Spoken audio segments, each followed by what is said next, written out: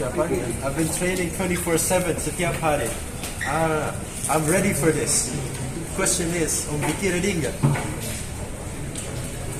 Aska mungkin butuh berapa ronde untuk mengalahkan Om Vicky ini? Butuhnya, itu Satu one round. Tapi I'll have fun. Nanti have fun aja. Just to see. Kalau Om Ded gimana? Butuh berapa ronde mungkin untuk Aska sendiri mengalahkan? Saya malah bilang sama dia, jujur aja saya mau bilang sama dia, Aska ini kita ada 3 ronde. Kalau kamu pukul di ronde pertama selesai, nontonnya 5 detik. Coba kamu mainin dulu. Tapi begitu waktunya kamu lihat, knockdown langsung. Karena ini anak memang dari kecil dilatihnya memang keras. Saya ngelatih dia untuk bela diri memang sangat amat keras. Dia punya 5 bela diri yang berbeda sampai sekarang memang sangat keras dilatih. Om Ded, memang itu dari kecil memang sudah bisa latih bela diri dari dulu? Saya dari usia 8 tahun. Dari umur 8 tahun itu saya ngelatih dia boxing dari nangis-nangis. Jadi pakai pelindung, saya pukulin, nangis.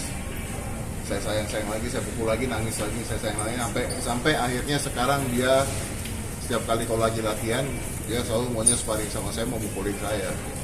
Tapi memang dididiknya keras. Kalau untuk bela diri memang dididiknya sangat keras. Om Ded, ketika enggak, bukan keinginan Aska, karena pasti nggak ada anak kecil yang punya keinginan tiba-tiba boxing dipukulin, nggak ada. Tapi saya melihat bahwa namanya cowok itu harus punya basic bela diri, karena saya punya basic bela diri. Nah biasanya basic bela diri itu harus dimulainya dengan dia panas dulu, dia nafsu dulu.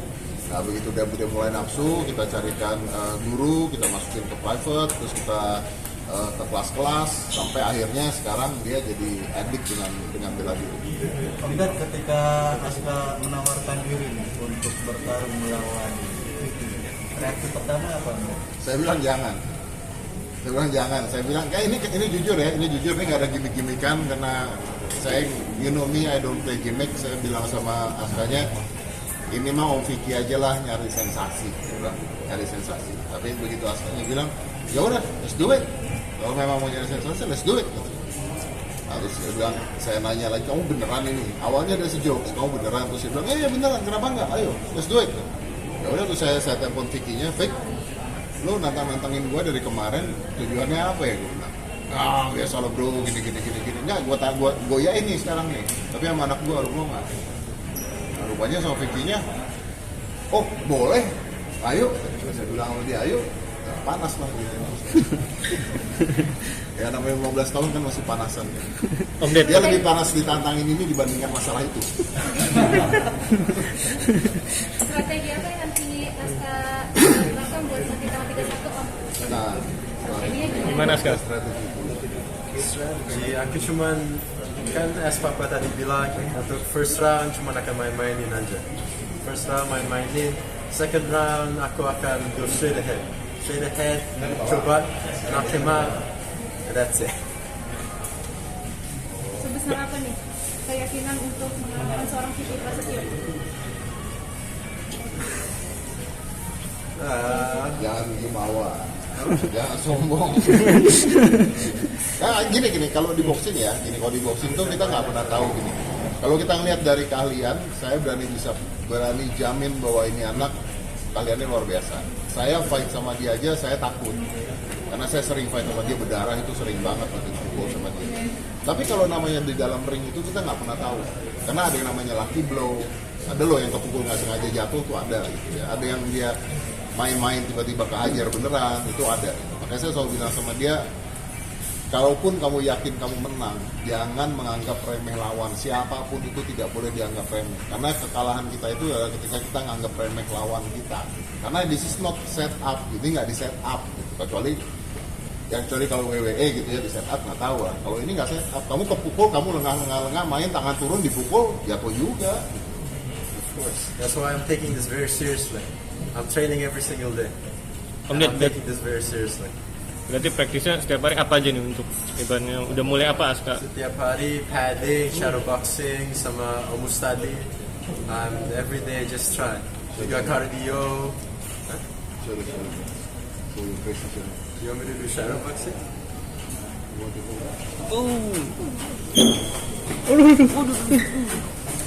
Mampus. Ya, mampus kayaknya. Sedetik Om Ded. Aduh. Kayaknya sedetik Om Ded. Sedetik Om Ded. Tadi emosi itu sudah ada dia. Udah ada. Tajam banget. Pada saat tatapan tadi emosi itu udah ada ya. Udah langsung banget ya kayaknya. Nggak, masalahnya Vicky itu kan nggak suka banget mancing emosi orang kan, lu tahu lah ya.